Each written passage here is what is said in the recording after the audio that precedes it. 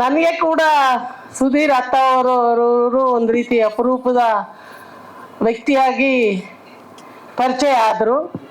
ನನಗೆ ಈ ಸಿನಿಮಾದಲ್ಲಿ ಪಾತ್ರ ಮಾಡಿ ಅಂತ ಕೂಡ ಒಂದು ದಿವಸ ಫೋನ್ ಮಾಡಿ ಹೇಳಿದರು. ನನಗೆ ಕಷ್ಟ ಆಗ್ಬೋದು ಅನ್ನೋ ಮಾತನ್ನು ಹೇಳಿದೆ. ಯಾಕೆಂದರೆ ನನಗೆ ನಮ್ಮ ಮಂಗಳೂರು ಉಡುಪಿ ಕಡೆ ಜನ ಅವತ್ತಿನ ಅರಿವಿಲ್ಲದ ಮುಗ್ಧ ಜಾನಪದರು ಅಂತ ಹೇಳಿದರೆ ಹಿರಿಯರು ಹೇಗಿರ್ತಿದ್ರು ಅಂತ ನಮಗೆಲ್ಲರಿಗೂ ಚೆನ್ನಾಗಿ ಗೊತ್ತು.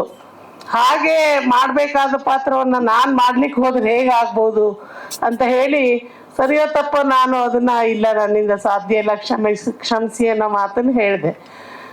ಮತ್ತು ಹಿಂದಿನವರು ಇದೊಂದು ಜಾನಪದ ಮೂವಿ ಅಂತಲೇ ಹೇಳ್ಬೋದು. ಹಿಂದಿನವರು ನಂಬಿದಂಥ ಸತ್ಯ ನಿಷ್ಠೆ ಪ್ರಾಮಾಣಿಕತೆಯನ್ನು ದೇವರಲ್ಲಿ ಇಟ್ಟಂಥ ಈ ಕಥೆಯ ಒಂದು ಸಿನಿಮಾ ಇದೆಯಲ್ಲ, ನಾವೆಲ್ಲರೂ ಹೆಮ್ಮೆ ಪಡಬೇಕಾಗತ್ತೆ, ಮೆಚ್ಚುಗೆ ಪಡಬೇಕಾಗತ್ತೆ.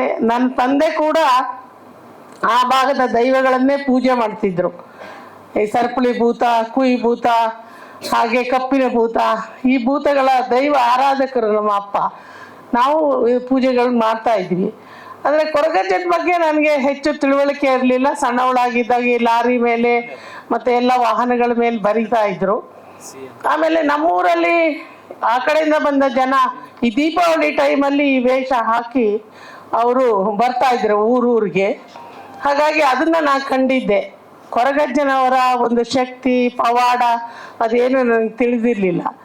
ಇತ್ತೀಚೆಗೆ ಜಯಪ್ರಕಾಶ್ ಹೆಗಡೆ ಅವರ ರಿಲೇಷನ್ ಒಬ್ಬರು ನಮ್ಮ ವೇಣುಗೋಪಾಲ್ ಶೆಟ್ಟಿ ಅಂತ ಹೇಳಿ ಅವರು ಉಡುಪಿಯವರು, ನನಗೆ ಮಣ್ಣುಗುಡ್ಡೆಯಲ್ಲಿ ಕೊರಗಜ್ಜನ ಒಂದು ದೇವಸ್ಥಾನ ಇದೆ, ಅಲ್ಲಿಗೆ ನನ್ನ ಮಗಳು ಎಲೆಕ್ಷನ್ ಟೈಮಲ್ಲಿ ಕರ್ಕೊಂಡು ಹೋದ್ರು. ಇಲ್ಲಿ ನೀವು ಬೇಡಿದ್ರೆ ಎಲ್ಲ ಆಗ್ತದೆ ಅಂತ ಹೇಳಿ ನಾನು ಅಲ್ಲಿ ಹೋಗಿ ಬೇಡಿ ಬಂದಿದ್ದೆ. ಮಗಳು ಗೆದ್ದಿದ್ದಾಳೆ. ಮತ್ತು ನನಗೆ ಆಶೀರ್ವಾದ ಕೂಡ ಅಲ್ಲಿ ಕೊರಗಜ್ಜನವ್ರದ್ದು ಸಿಕ್ಕಿದೆ. ಆಮೇಲೆ ಮೂಲ ಸ್ಥಳಕ್ಕೂ ಕೂಡ ಸುಧೀರ್ ಅವ್ರು ಕಳಿಸ್ಕೊಟ್ಟಿದ್ರು. ಇದ್ರ ಹತ್ರ ದೇರ್ಲಕಟ್ಟೆ ಹತ್ರ ಅಲ್ಲಿ ಹೋಗಿ ಬಂದಿದ್ದೀನಿ.